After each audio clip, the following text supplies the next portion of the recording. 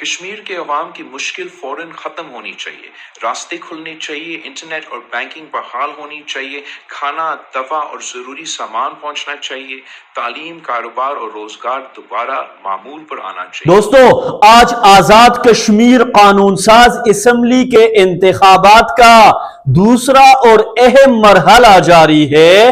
اس مرحلے میں ضلع مظفر آباد، نیلم اور جہلم ویلی کے 9 نشستوں پر ووٹنگ ہو رہی ہے، جبکہ مہاجرین کشمیر کی 12 نشستوں کے لیے بھی پاکستان میں ووٹنگ جاری ہے۔ لیکن آزاد کشمیر میں جن کرائسس نے جنم لیا، جس کے نتیجے میں احتجاج، کشیدگی اور افسوسناک جانی نقصان دیکھنے میں آیا، ان کی سیاسی ذمہ داری سے پاکستان پیپلز پارٹی خود کو الگ نہیں کر سکتی۔ جب یہ تمام حالات پیدا ہوئے، اس وقت آزاد کشمیر میں حکومت پیپل پارٹی کی تھی۔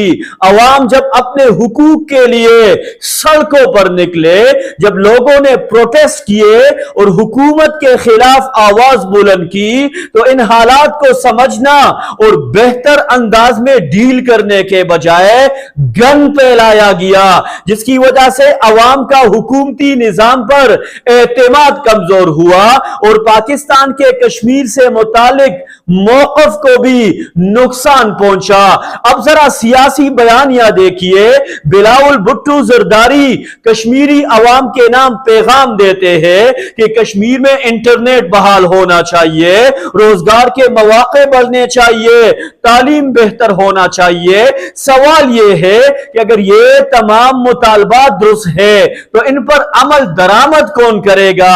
کیونکہ وفاقی حکومت کے ساتھ پیپل پارٹی بھی حکومت میں ہے۔ اگر وہ یہ چاہتے، سنجیدہ ہوتے، تو وہ یوں ہی یہ کام کر سکتے تھے، لیکن یہ جس سیاسی بیانیہ ہے۔ لہٰذا کشمیری عوام سے التماس ہے کہ صرف نعروں یا سیاسی میسجنگ پر نہیں، بلکہ کارکردگی، پرفارمنس اور عملی اقدامات کو دیکھ کر فیصلہ کرے۔ جو جماعت اقتدار میں رہتے ہوئے عوام کے مسائل حل نہ کر سکے، اسے صرف انتخابی وعدوں کی بنیاد پر دوبارہ موقع دینا کہاں کی دانشمندی ہے؟